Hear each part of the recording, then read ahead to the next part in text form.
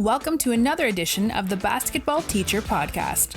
Our mission is to bring you discussions on a wide array of topics in the coaching world to grow players on and off the court. You can connect with us on YouTube, Facebook, and Twitter, and also reach us directly through email at basketballteacherpodcast@gmail.com. Now, here's your host, Coach Mike Hernandez.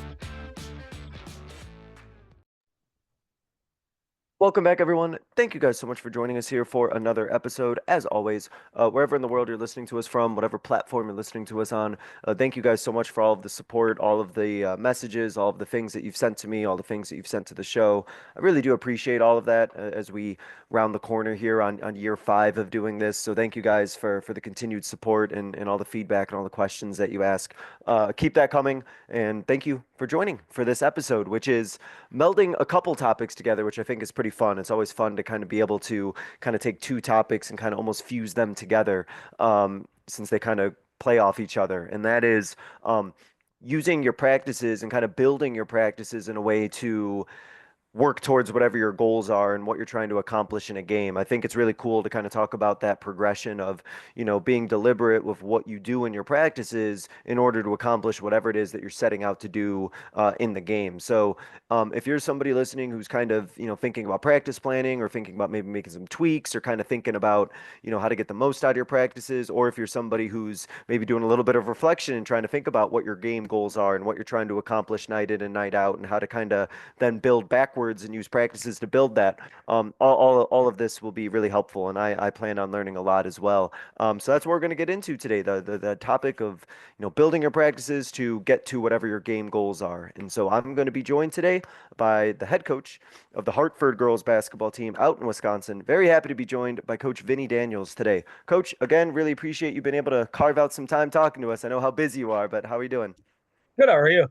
I'm quite well. Like I said, I'm very excited to as you kind of introduce your basketball journey, your coaching journey. I think I'm just as excited for you based on what you just talked about and what we just talked about before we started recording, maybe as much as you are. So I want to start, Coach, with your journey in this game of basketball, your coaching journey. Talk us through where this great game of basketball has taken you, and ultimately, how did you end up at Hartford?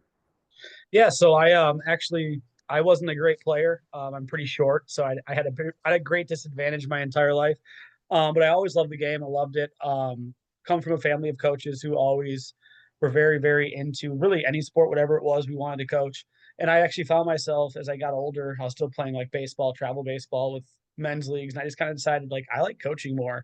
And took a job when I was teaching at the Forest as a middle school coach. Was there for 4 years, and then got hired at Germantown, was the JV coach there for 5 years, and then I just wanted to get a head coaching job.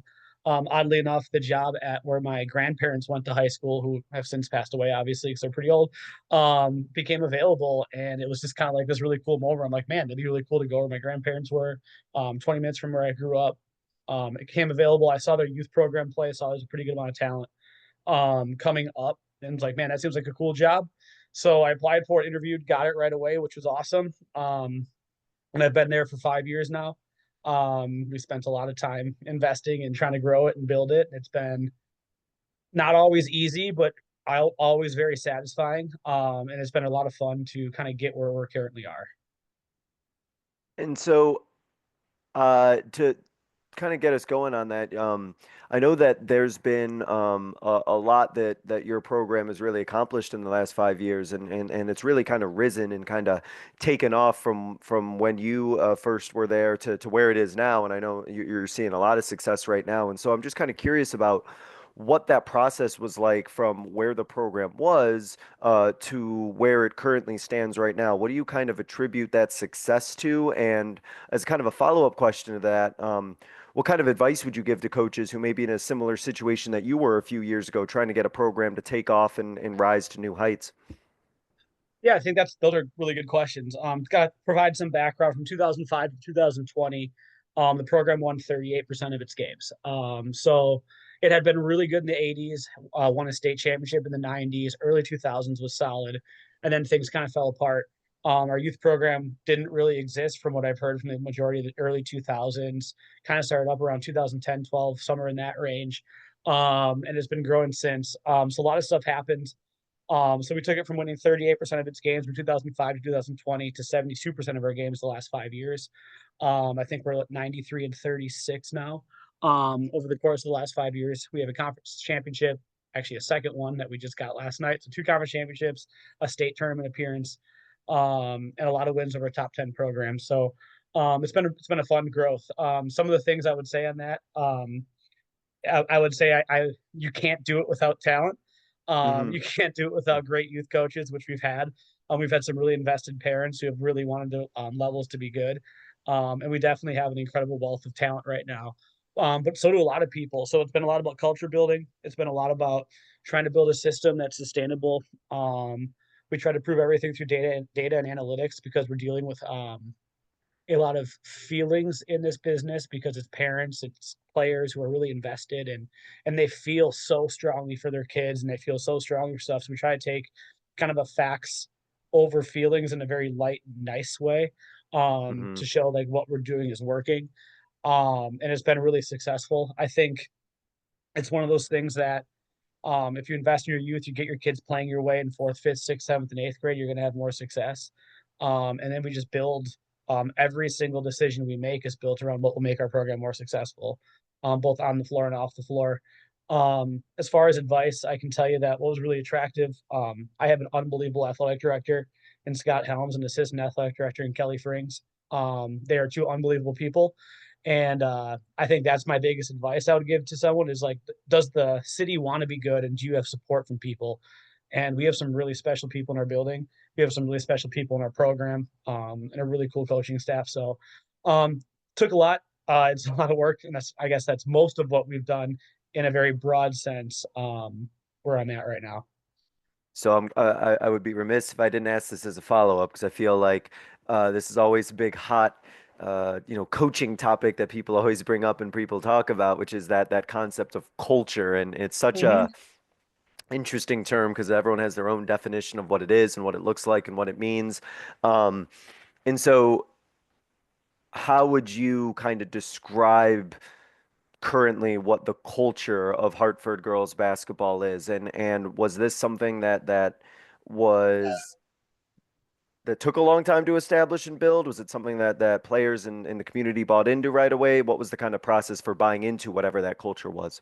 Yeah, our culture right now has gone from I don't know if we really truly had an identity last couple of years before we kind of got here. When you watched them play on film, you had an idea of what they kind of wanted to accomplish, but I bet if you asked every single person in the program what their goal was on the floor, um, you would have gotten some different answers from different Hmm. people. I think we grew it right away.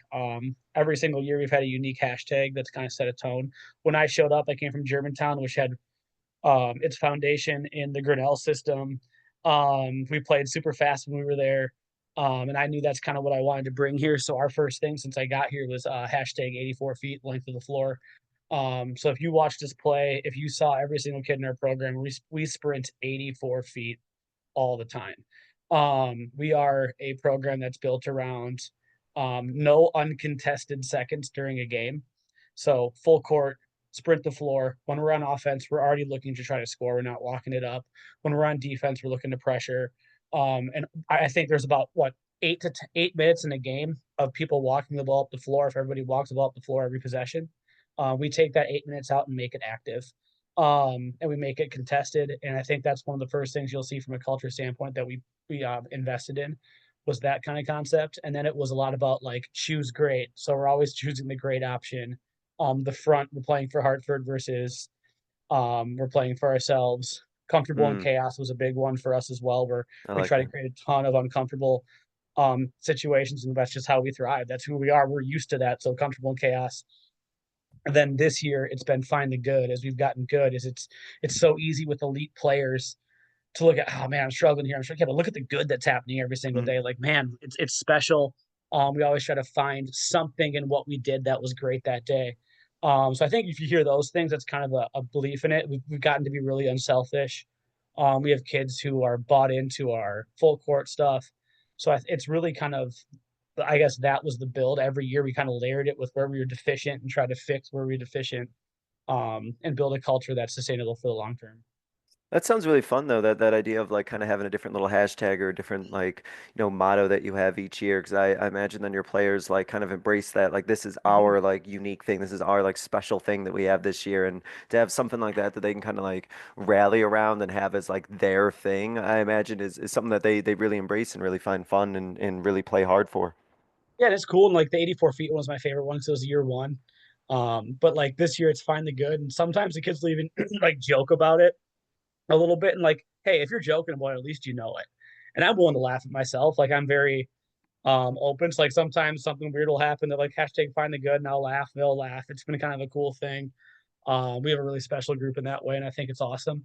Um, but really, it's been like the comfortable in chaos one example. That was a player that came up with it. All of a sudden, I get an email from a random player because our players we always tell be great, be you. So long as it helps us, we want to be super individualistic in terms of who they are and bring that to the table as long as it helps us.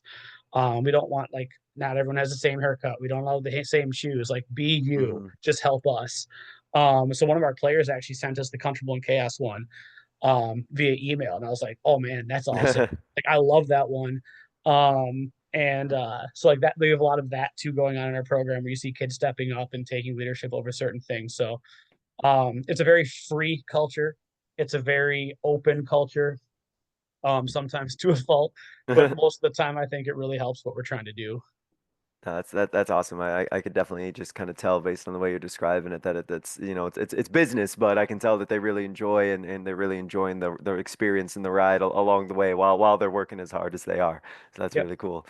Um, okay, so if we're going to talk about the concept of kind of building your practice to get to your game goals, let's kind of talk, Coach, about what your game goals are. What is it that you're measuring? What are you kind of setting as your game goals? Like what are these goals that you kind of set for your program during a game? Yeah. So one of the things that I learned from Coach Stu when I was at Germantown is you have to be able to win even on a bad shooting night. And there's a lot of ways to do that. So for us, we're a pace, space, and chase program. Our number one goal is to pace the ball up the floor at our pace, which is fast. So the number one analytic for all of us all the time is that in a 36-minute game, we want to get at least 70 shots. Which is a tough number to get in a high school basketball game, especially when teams are game planning for you. We face a lot of slower offenses now that try to slow the game down against us. But our number one analytic is always we want to get 70 shots. We want to have at least 12 more shots than the opponents do because we feel like we're going to survive a bad shooting night then if we took 12 more shots than you did. So number one, our pace goal is always 70 shots, 12 more than the other team if possible. Most of our conference lives around 48 to 54 shots a game. So that kind of gets us ahead of them in terms of how many shots we're taking. So that's our number one goal pace wise, 70 shots a game. Past that, and my assistant Emmett Williams will laugh about this because we're waiting on one of our reports. We look at points per possession and defensive points per possession. From a points per possession standpoint, we've had to change our goals because we're so talented right now. It used to always be one to be above point 0.9, and now point 0.9 would be like our worst offensive game we've ever had this year. Well, our goal right now is 1.05 or better, offensive points per possession. We're currently 1.11 on the season, offensive points per possession, which in girls basketball is really high. Um, Yeah. Anything over one is considered elite, so we're at 111, which is really cool. And defensive points per possession, we always say we know we're playing a different team every night. So one of our teams in our league, Whitefish Bay, who took second in our conference, they have a 0.99 points per possession on the season. So our goal is always zero point 0.1 lower than what they have at least. So we'd want to get them at 0.89 or better. So it's always what do you do and how can we get you zero point 0.1 or worse than what your actual one is every single game. So it's not like a static goal. It's a changing goal Hmm. every single day based off of the team we're playing. There's two super good offensive teams in our conference that you're never going to get a 0.7 or better against. It's just not going to It's happen. just not happening. No. No, So because they're really good. They're two top 10 teams in the state that like they have multiple kids that are going to play scholarship level basketball. And offense tends to win in a really fast paced game. So it's kind of a goal. And then our other two big goals, I'm very passionate about this, is our rebounding percentages. So most teams seem to be 70-30 in rebounding, where they want a 70% defensive rebound percentage. So you rebound 70% of the other team's misses. And then they usually want an offensive rebound percentage of about 30%. We've raised that standard. We want to be 70 plus defensive, and we want to be 40 plus on the offensive end to get more shots. This year we sit 72% on the defensive end, which I think can be improved. I think we've got to get better there. Even though it's above our goal, I think we can be better with the people we have right now. But our offensive rebound percentage is 47.5%, which is absurd. We get almost half of our misses back. Yeah, So that's incredible. Yeah. yeah, so it's just such a cool group in that way. They play so freaking hard. It's awesome. Then the other one is turnovers. We always say we want to have 8 less turnovers than our opponents. So if we get 8 less turnovers, we get 12 more. We get the offensive rebounds that we're getting. We're going to get way more than 12 more shots than our opponents, and then we survive every bad shooting night possible. So let's rewind and let's go back to the total shots in a game. You told me before we started recording about how many points per game that you're getting, which Yep. is an incredibly high number. I'll let you speak on that in a bit. So how does that sort of goal get worked on in a practice situation? What is the the things that are physically happening during practice? What is the mindset your players are in? What goes into being able to get as many shots up, as many points up? What leads to this, high level of, offensive efficiency and output that your girls are having? I think you asked a really good. You said a really good word in there, and it's one that everyone's going to miss on. Is when you're dealing with high school girls who I love coaching high school girls. There's so much fun in it, there's so much joy in it, but the mindset's the hardest part when you talk about a shot goal, because what I've learned in the difference between coaching high school guys and girls in my mind is girls will talk themselves out of the shot so much more than guys will. And when you look at like our team, for instance, when I got here, it was like we had to really, really talk kids into being willing shooters. And then when you breathe confidence into the kids, they're so much more likely to make the shot as well. So we really wanted to develop a culture where people aren't looking over their shoulder on every single shot of whether or not it's a good or bad shot. So we had to build that trust and that growth mindset, which I'm a big growth mindset person. Our whole program is it's kind of something we've built in as well. Fail better. You're gonna miss shots. It's okay. So that was the hardest part was the mindset and just getting them to trust that like, yeah, it's okay. From a actual like practice plan standpoint, we do a lot of shooting in practice. A lot of stuff that we do whenever we fill dead time, it's always being filled with some sort of shooting drill or thing to make sure we have a culture of shooting. But when we play live, we talk about what we expect to see. So we look at passes ahead, pitches ahead, and transition. Our number one thing that I think set our pace since I've been here is we have shot clocks on our actual main floors that we practice on in both gyms.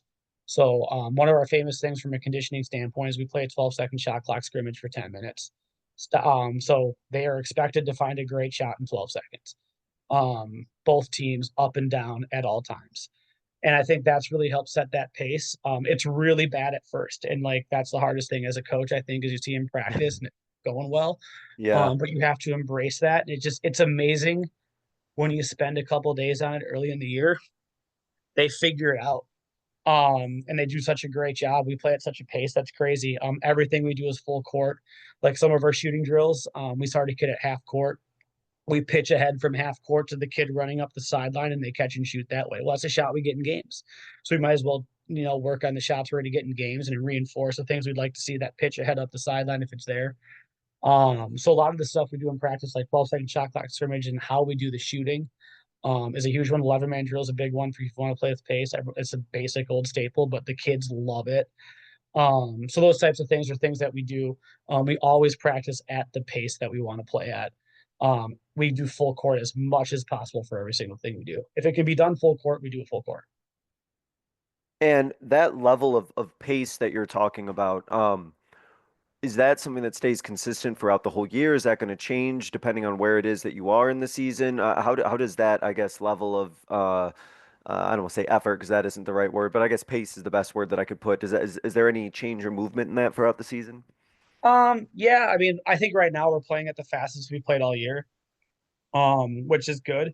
I think last year when we got to big games down the stretch, winning our regional final, sectional semi, and sectional final, it was harder to get shots quicker because teams were better.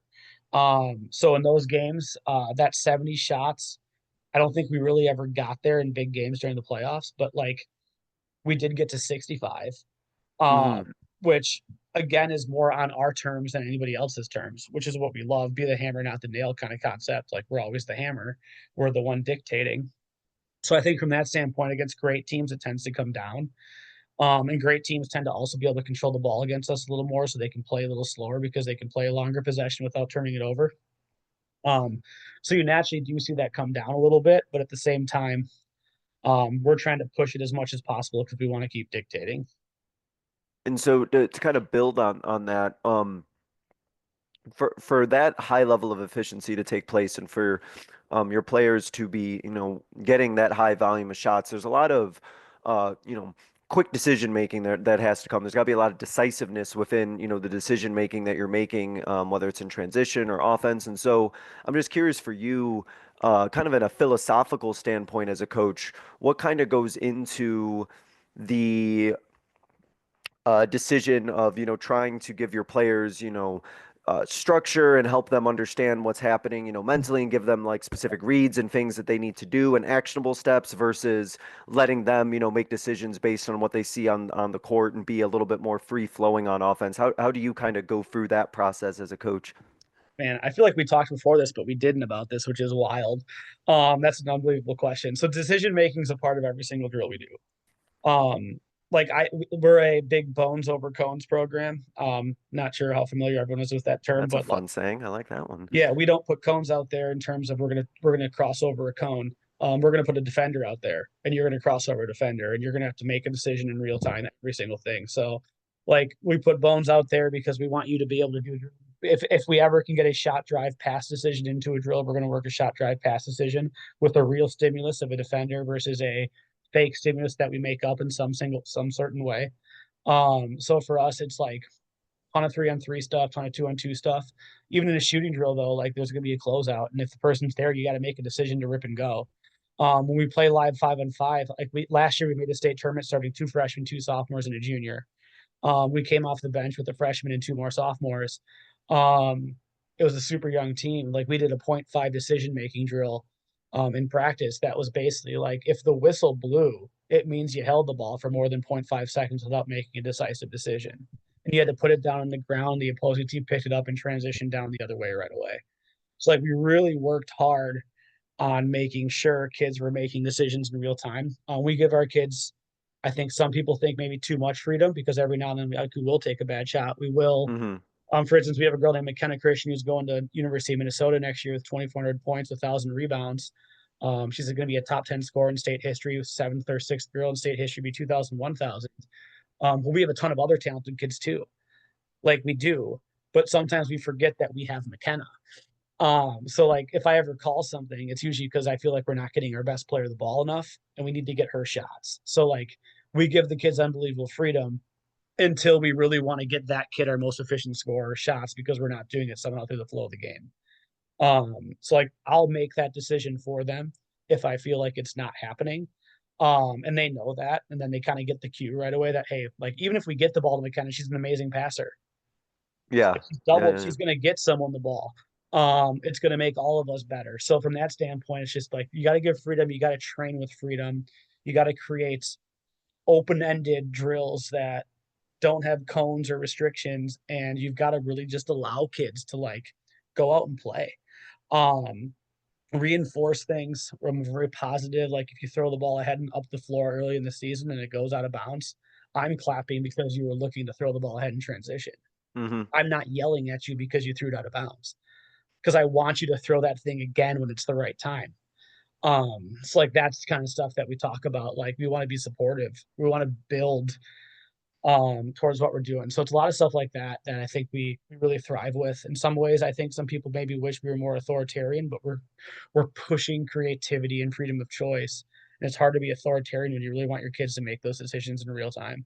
Because really, if they can make it in real time, it's going to be the best decision, better than anything I can tell them to do, because they don't have time to listen to me and then make the decision. So it's kind of that thought process for us. And I think as kind of a follow-up to that, because I agree. I love, players having that freedom and being able to make decisions based on what they see on the court. I think with that, and I've said this to other guests and other coaches I've talked to, is that it really allows for you as a coach to get in the mind of your players because you can see what it is they're thinking based on the decisions that they make on the court. And for me as a coach, I know that's always been invaluable to me because when I see a player, maybe make a wrong decision or a wrong read, or they do something that I don't quite understand, at least I can have a conversation about why they made that decision, and I can get so much out of it versus me trying to make them, act in a fixed manner or be robotic where, either they're doing what I'm telling them or I'm not, and they're not really, using their own decision-making skills to make a decision on the court. That's so true. And like in all honesty, like if you want to take a player and make them worse, like screaming and yelling at every single mistake, like I don't know how that's going to make anybody better.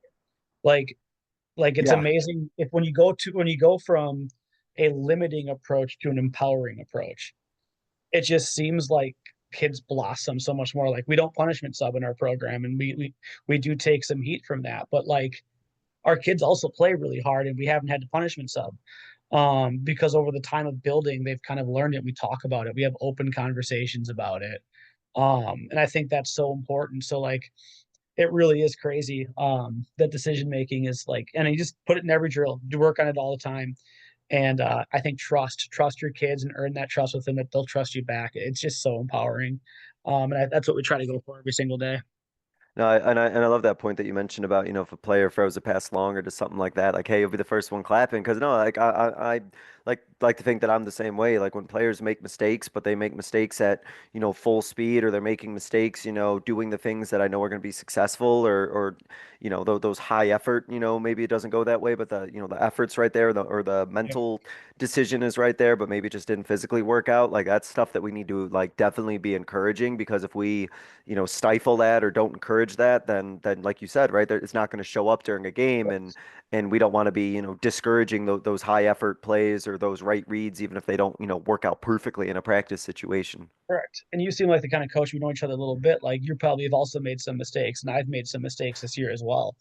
And like I have to have my kids allow me to make those mistakes too. Hmm. So how like to get that trust, it has to go both ways. Like I had a really bad call I made in a big game this year that I was so frustrated with myself for.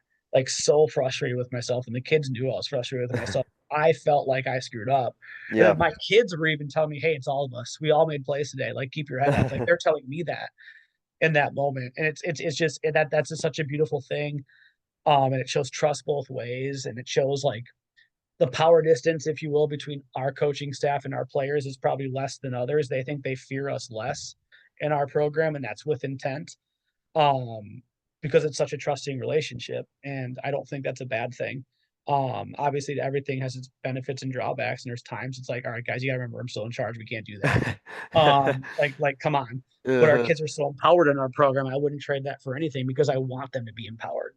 Yeah, yeah, I think that's a great point, is that, that empowerment, a team that like trusts the coach and also feels really empowered, you can see some stuff that's pretty special on the court that you might not necessarily see when it's more, like you said, like authoritarian and more like rigid necessarily. So Yep. things definitely open up for sure.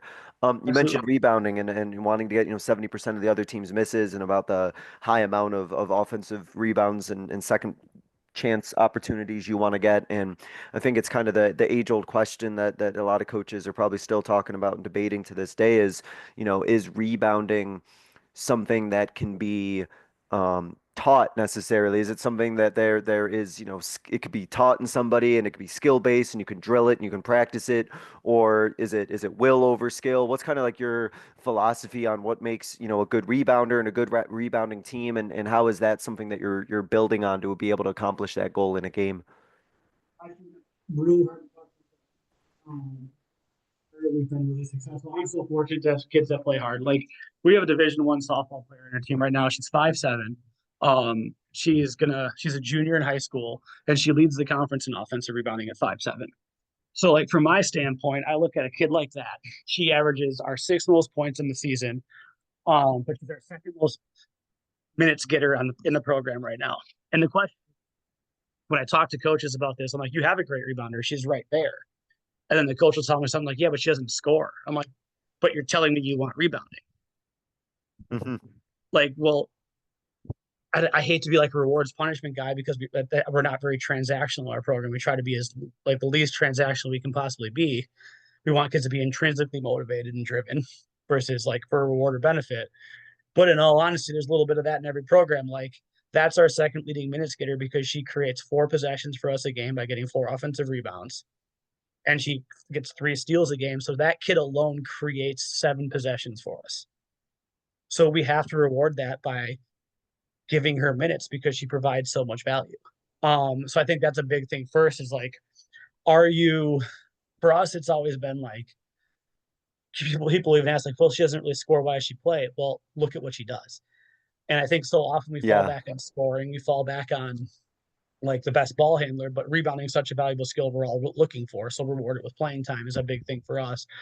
But most of the stuff we do in practice, like I think we're the worst box out team maybe in the conference, but Is that right? we're the most physical team Uh-huh. in the we push people around. We hit and go get. Is kind of more of our philosophy there. So I think we're probably less technique. Um, but I think one of the things I would say in our practices, like today, my assistant, I gave him about a half hour of practice because I thought the kids needed to hear another voice. They've heard me enough. I've heard me enough. I'm sick of me too. Um, and but like he instantly comes up with one of our basic drills. So we play an 11-point game. We call it hockey. Um, Black versus orange are 2 colors. And it's again 2 points for an offensive rebound, 2 points for a two, 3 points for a three, 1 point for a defensive rebound, race to 11. Well, you could miss every shot and get offensive rebounds and win the game. Like, Hmm. so if you think it's that important, make it worth the same points that they get points in practice for. You're going to see kids trying to win the game, and they're going to be, I hate saying the word conditioned because they're people, but they're going to be conditioned pretty quick to go after those rebounds. So we play a ton of drills or a ton of, I guess, I should say games where like you earn points by rebounding. That's their way to earn points. And offensive rebounding is always put at a premium in our program. So it's always double the points of defensive rebounding. We do a ton of stuff where we try to make sure we're encouraging kids to do that. And then like in our youth program now, I'm sending out videos of Lauren, who's the kid who gets 4 offensive rebounds a game, and saying, does your team have this player? And trying to get our youth coaches to start getting kids to do that from fourth, fifth, sixth, seventh, and eighth grade on, hoping that when they get there, we just have a group of kids that fly around like little gnats and go after offensive. And just go after it. Yeah, so I think that's been the biggest thing is like we were the worst rebounding team in the conference when I got here. We've our offensive rebounding number has gone from 31% my first year. It's increased every year now to 47.5. Our defense rebound number has done the same thing, just not as well. I probably have to do a better job there. It's probably on me a little bit there because we've been so offensive rebounding focused. But it's such a special thing, and it's like you have to make it a part of your stuff. So like reward it in points, reward it in drills. So I think it's really just like a program philosophy more than anything else. And if you preach it and you do it every day, I think you just end up getting it. And I think that like what you mentioned about like if it's something that you place a high value on and a high importance on and your players like believe it and they are embracing that message, like they're going to get after those rebounds because like they know that that's part of the identity of the program. That's like what we do. And Mhm. if they buy into that message, there is obviously something to be said for, the traditional techniques and everything like that. But man, having that mentality or having that buy-in or that effort, that Yep. desire just to go get the rebound, especially like you said on the offensive side, that will over skill part is, Yep. is is huge, right? Yep. It's actually funny that you mentioned that because I have a girl on my team right now who's probably like top 30 or so in the state at rebounding, and she's 5'4" maybe Yep. on a good day, but she is relentless. Like Hmm. if she gets her hand on a ball, like she's not letting go. If it's a 50-50 ball, she's getting it. She's always on the ground. Like the Yep. stuff that it's like there's no technique for some of this stuff. Like this girl's just like getting that's just like she's just getting it. Yep. And I Yep. think to your point too about like you teach that will and you teach that like mentality. I think that for game situations, at least I've noticed this with my particular player, Dianelli, that she um, can just kind of impose her will and almost like in some cases make the other team just like give up and not want to even try rebounding her. They would rather just like let her get the rebound than try and fight her over it because they just like Yep. make an executive decision. It's like you just wear people out just on that effort, even if your technique isn't 100% great. Oh, absolutely. And it's just crazy because like the kid I'm talking about, I'm guessing the kid you're talking about as well. Like I'm not dumb enough to realize, like not realize she is a Division I athlete. Like she's in the weight room. Like, so there's that skill, there's that will. And then also when you're really athletic, it becomes a lot easier. Like, but there's so many great athletes that don't go after it that way. And so like there's got to be some preaching, there's got to be some buy-in, there's got to be some culture built around it. And as you said, it's demoralizing, constantly under assault if you're playing a program like ours, and it's just mentally draining. As you said, it's exhausting, and that's part of what we try to do. So it's Yeah. absolutely a great point. And this girl, to what you said earlier, the girl I'm talking about, Dianella, she is not even in double digits in scoring. But this girl will get, Yep. over 10 and a half rebounds a game. She gets a few steals. She does all these. She gets, I don't know how many, of those like saving loose balls, saving things out of bounds. It's actually funny. She just put up, and I'm going on a tangent about her, but she just put up a picture on her social media and it's just her profile picture is her literally diving out of bounds, saving a basketball. And I'm like, yeah, that's a pretty good encapsulation of you right there. Is Yep. all that sort of stuff. So Yeah, it's pretty everyone's wired differently, but we gotta sometimes remember that human beings created the wiring. And I hmm think we as coaches can create that wiring in the kids if we do it the right way. Yeah. And if you can get those players, who embrace like getting rebounds and doing all those Mhm. things and scoring is not something that really like matters to them. It's about like the team success and winning and they don't mind doing all of that, quote unquote dirty work or hard work, the stuff that Yep. isn't glamorized. Like those are players, like you said, like you reward those a lot with playing time because those are the ones Yep. who are providing so many opportunities for your team to be successful, even if it isn't, necessarily flashy all the time. Yep. Um, and then the other part that you mentioned is turnovers. Is that just something that kind of comes with, playing and competing in practice where your players just kind of, just work on figuring out what works and what doesn't work in terms of committing turnovers? Is there more to it than that? It just seems like to me, from an outsider perspective, that one of the easiest ways to kind of limit or really reduce the amount of turnovers you have is just continue to be put in situations where you kind of figure out what works and what doesn't, so you're not committing those turnovers. But I'm curious as to what you kind of use in your practice situations Yeah. to kind of work on that ball security and smart decision making and not turning it over. Yeah, I think for us it's reminding of the clock in terms of point you have 5 seconds. You don't have to get rid of it. We call it a hot potato pass in our program. Like we want to play fast but don't hurry. So get rid of that hot potato mindset. You have to throw it away right away to get it out of your hands because it's burning. But the other thing is like playing fast. I think people always fear, well, we'll just turn the ball over like crazy if we play fast. And we found that once we calibrate to that speed, there's a lot less chances to turn the ball over, in all honesty, because when you play fast, your teams aren't in help position, teams aren't back, teams aren't doing the things normal teams do against you. So as a result, you're getting shots off quicker. So there's less turnovers in that way. And two, the defense is just not usually nearly as good because they can't catch up. So for us, it's a little bit of that too. It's really not something. This is where I'm kind of lucky. I haven't had to worry too much about. We hmm force so many turnovers because we have a good length of athleticism and talent right now, and pressure that like we force so many turnovers. Like we had a game, I think last night I mean, we were really, oh, we overmatched our opponent pretty bad, but like I think we forced 51 turnovers in the game. Granted, we scored 104 points. Like it was a game where we played a team that really hasn't won this year, and like we were just overwhelming in our pressure. Well, like 51's a ton, but we probably have had 10 games where we forced 30 or more. It's pretty easy to be 8 to 10 turnovers better than another team when you're forcing 30, 31 turnovers a game. Um, and so like it's kind of a mix of like I'm trying to give the kids freedom.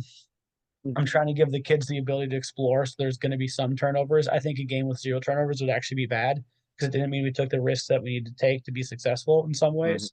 We're Yep. playing too afraid maybe in that way. So it's like a risk reward of like kind of we have to explore, we have to be willing to let the kids fail a little bit. But then when you play at our pace all the times, I think you just calibrate to the speed. And it's crazy how you just see things differently and we're trained at that speed. In fact, we've got a kid that went back to AAU last year after playing high school. So it's like, man, it was actually really slow. I'm like, well, yeah, because you're used to playing at our speed all the time. I think that's a good note. So I think for us, it's more just like the calibration of speed, and the decision making at our pace tends to make things a lot easier for our kids. Yeah, it's a great point that you mentioned about, you kind of want those turnovers, right? You kind of want like a little bit of that kind of chaos and a little bit of that like risk taking. Otherwise, like right to your point, like they might just be a little too timid or might be a little too hesitant, and you don't want that. And I think it kind of goes back to an earlier point of like, you allow your players to like make mistakes. I think you mentioned Yeah. how you're not, pulling players immediately after they make a mistake. And I imagine that for your players, there's a certain level of like freedom and a certain level of relief in knowing that like they can make a mistake or two or, whatever the case may be, and they're not immediately going to get pulled. Because I think if they fear that they're going to get pulled if they make a mistake, then they stop, trying certain things. And then in essence, that leads to, even worse outcomes, I'm sure. Mhm. And I think they all know, like we all know the modern era of high school basketball, especially at elite level, like they're probably getting yelled at from somewhere already. Hmm. And like I don't need to be I don't need a third person doing it, a fourth person doing it isn't going to make it any better. And I think our kids are also so conditioned to be so hard on themselves that they're almost yelling at themselves. And I think as coaches, we sometimes forget that, like, okay, kid makes a huge mistake on the floor. They know they screwed up. They already know what they did that screwed it up and what was to fix it because they realized the mistake they made. Why are we yelling at them for it on top of it when they already know it? Like my job in that situation, I think, is to make sure they know what mistake they made. Don't do it again. Do you understand? And if they understand, isn't that the ultimate goal in the end? Like, I don't know. It's a different way of looking at it. I think my kids would say maybe on the defensive end, I'm a little less forgiving than on the offensive end. Because I think a lot of times defensive stuff does come down to a little bit of effort and understanding. But like on the offensive end, we need to have kids so comfortable because if they're not, I just think it limits so much of what you're trying to do. Yeah, no, no, absolutely, 100% agreed. Coach, you kind of brought this up a little bit with some of the previous things that we discussed, but um, I'm curious about, so I'm going to hit this question about how you mentioned when we talked before we started recording how you kind of have gone away from, fundamentals or traditional approaches. And I wanted to just kind of ask that question specifically about, why that maybe doesn't necessarily fit with your program or coaching style and the success that you've seen kind of going away from that. So yeah, this is a hot button issue in modern day because like if you're old school, it's gonna be shocking to you, but like the game has changed. When you watch games, I'm guessing. I mean, you said Arizona, Mhm. but I'm guessing you're seeing a lot more dribble attack offenses. You're seeing lot more free offenses, significantly less patterns run on the offensive end. Where like the triple threat has been something that has been phased out of a ton of programs because you want players playing on the go with a 0.5 second clock. I'm guessing that's what you're seeing a lot more, probably. Yeah, yeah, yeah, Yeah. definitely, Well, definitely. as a result, like when we used to do these 2/3, 1/3 closeouts, where it was like sprint for 2/3 and choppy steps, like, yeah, that against patterned offenses where kids were getting to the triple threat and then reading the cut or the screen that was happening, they didn't really get punished. Well, like, was that the fastest way to close out? So, like, we started watching. This is my first and second year since I've been at Hartford. Like, man, my first and second year, we were getting killed on closeouts, and we were like a 2/3, 1/3. Our whole philosophy was take away two, fight for the third. So we wanted to take away shot and your strong hand drive and think that we were going to fight to get you to go the other way. But it just always felt like we either were never getting there and we were still giving up the shot, or we were still getting beat off the dribble, as an example in closeouts. And I'm looking up and I'm reading this book by Dr. Brian McCormick, which I'm a huge fan of.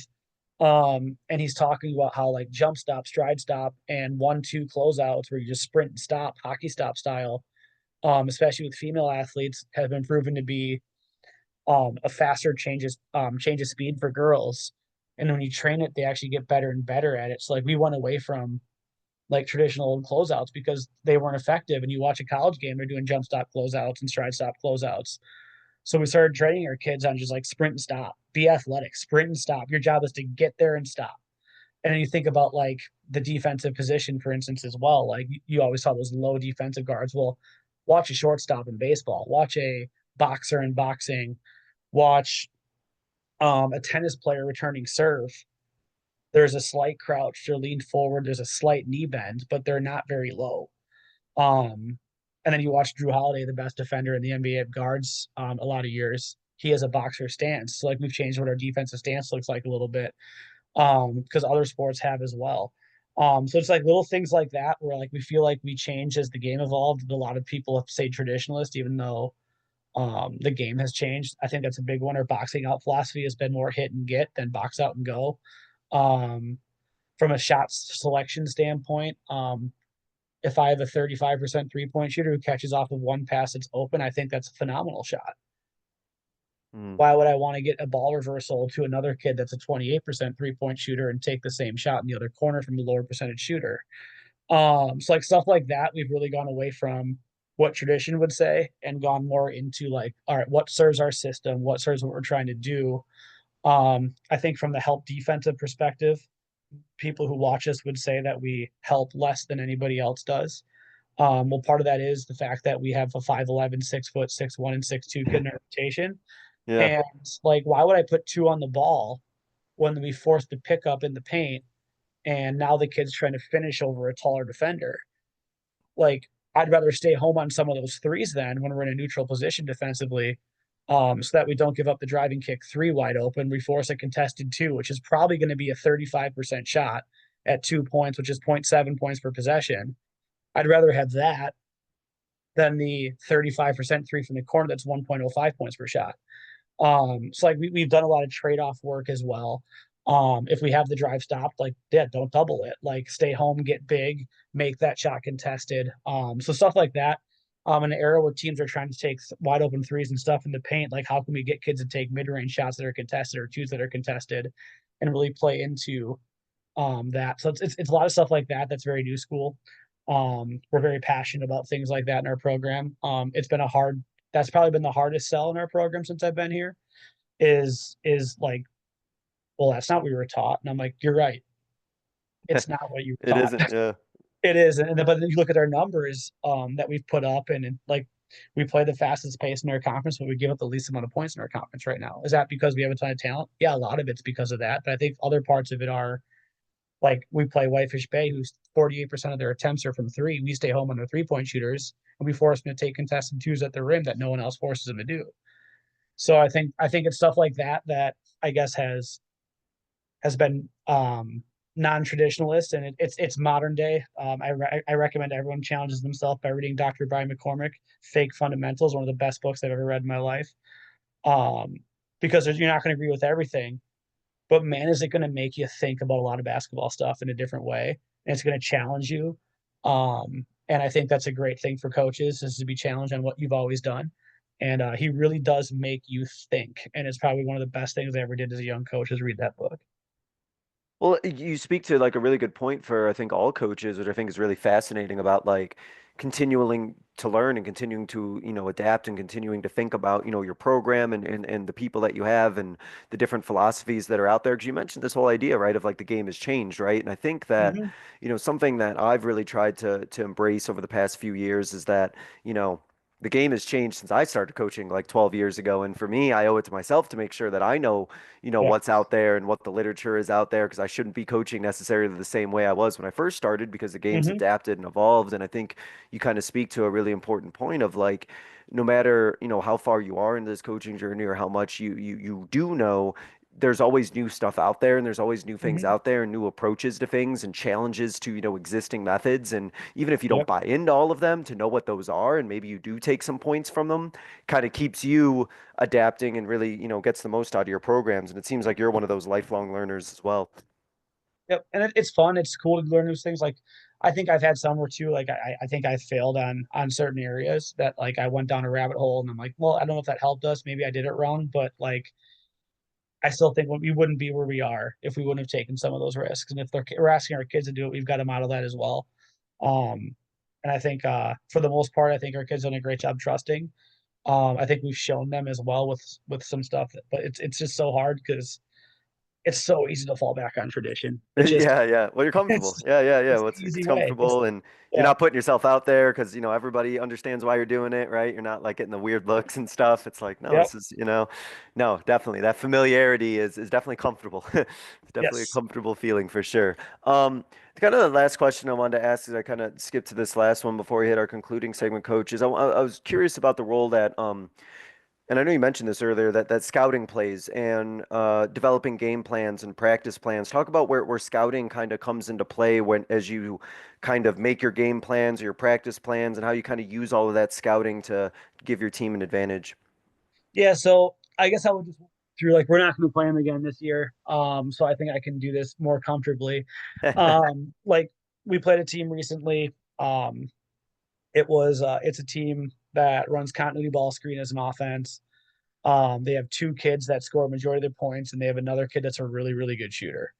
So it's like they've got two super efficient kids, another kid that can shoot the three really well, a couple kids that maybe don't hurt you very much, but if you leave them wide open, they might hit a shot.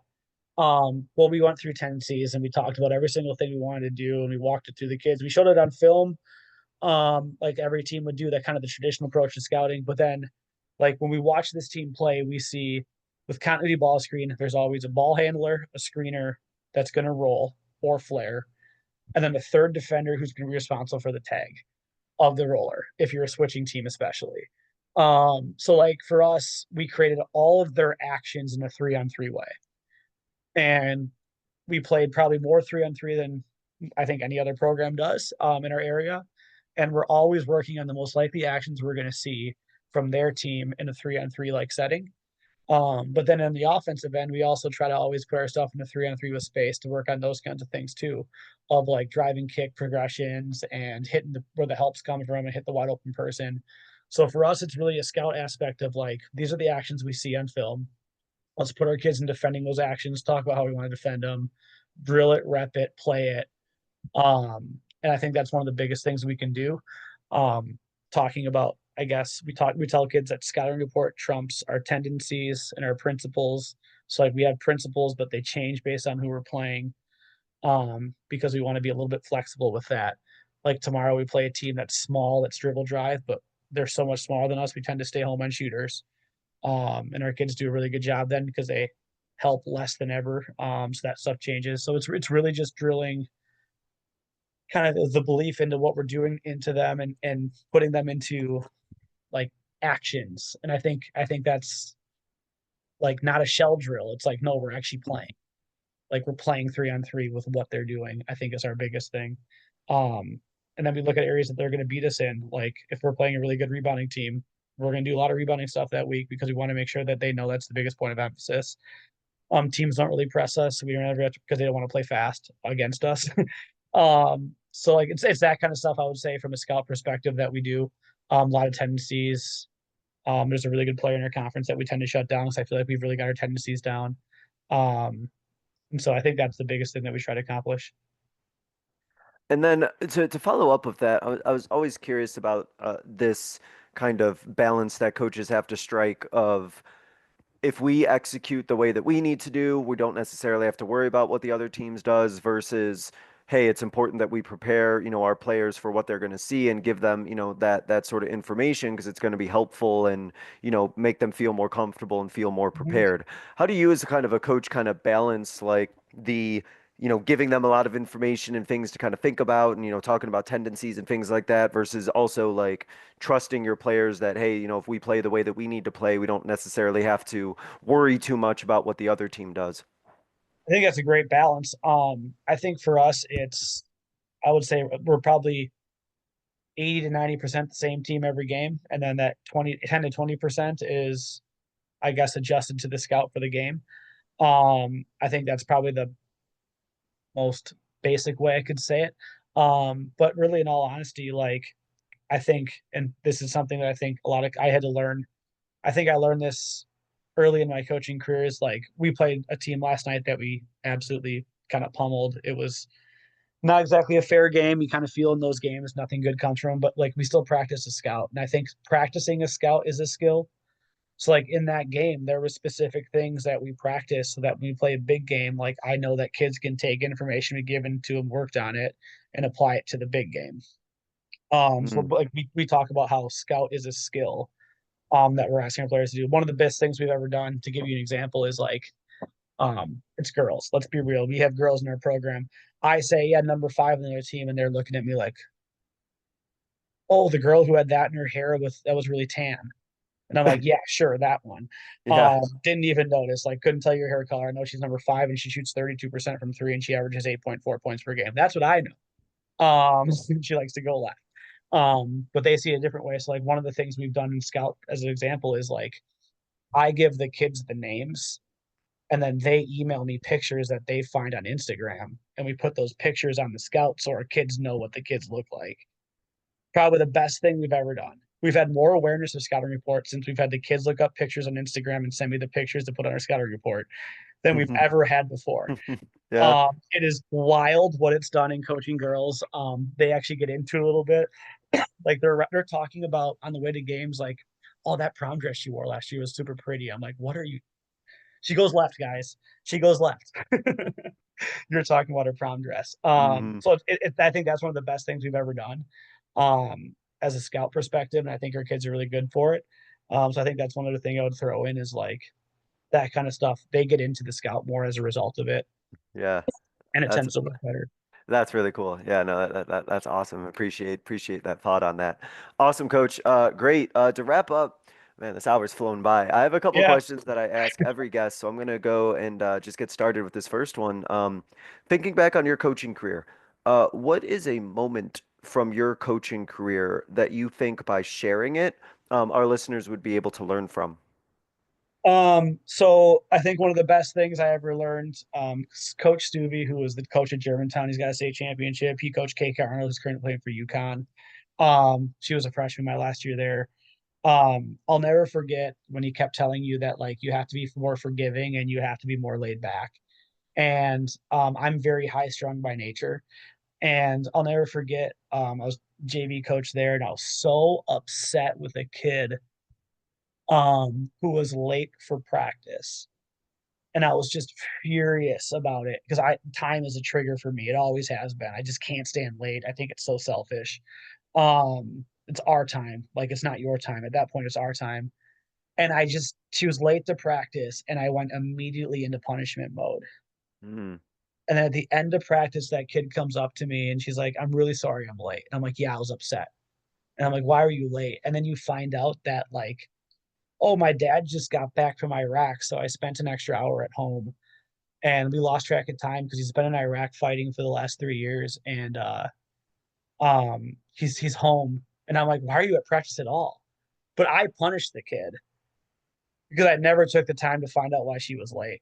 And I think sometimes we forget it's a people business first and that these are real people. And like to make sure you take time to understand before and like know before you do what you're going to do. And it takes just a simple question sometimes to find out. And that was like one of the most valuable things I've ever learned from Coach Stuvie. He was so caring and calm. And I kind of learned why, because you just make better decisions about people and relationships when you do that. yeah. I've been there too. Sad to say, but I've been there too, where I've definitely ripped into somebody and then later find out there was something going on or something like you said that was like definitely bigger than basketball, and it's like, Yeah. oh man, then I feel terrible, and it's like, Yeah. oh, what was I doing, sort of Yeah. thing. But yeah, no, and I think like you said, if you get to know your players and you get to build those relationships, or you just kind of take a step back and reassess yourself and get yourself kind of together and figure out what the situation is, you and your players will be a lot better for it. So I appreciate you Absolutely. sharing that. It's Yep. sadly a one that I can commiserate with you on for sure. To wrap up, Coach, I give every guest kind of what I call this 60-second soapbox. I like to use it kind of as a way for you to get out like a final thought, a final message, kind of a closing idea that you want to leave the listeners with. You can take this any direction that you want, basketball wise or coaching wise. It's your soapbox after all. You can go over 60 seconds too. I just like to put fun titles to Sure. things. So don't worry about being under a time limit. But Coach, I'm going to go ahead and give you the floor, and I'm just going to let you take it from here. I think for me, you have to really be unapologetically you, because people will try to change what you're doing all the time. There's always people who think that what you're doing is wrong. There's always be someone that thinks they can do the job better than you're doing, within your program or outside your program, or just someone who comes to one game one time. I think you have to be unapologetically you because you'll be better for it. I think you have to let kids in more than you ever have before because it's just a different era in terms of they have to know you to play her harder. And I think when you're unapologetically you, that's easier to do. I think they see through things. They respect you so much more when you're you, in those human moments. And I think one area that I hope people maybe handle better than I do, because I think this is an area I tend to struggle with, is like I want everyone to be happy. Like that's my number one goal is always I would love everyone to be happy. And it kills me when they're not, but you're gonna get criticism, you're gonna get people who don't. And like I think my number one source of unhappiness in coaching is I am unapologetically me, and as a result, that tends to create some people who disagree. And I don't always allow the grace to myself that like there's going to be people that disagree, and I'm so hard on myself. I'm like, why are they disagreeing?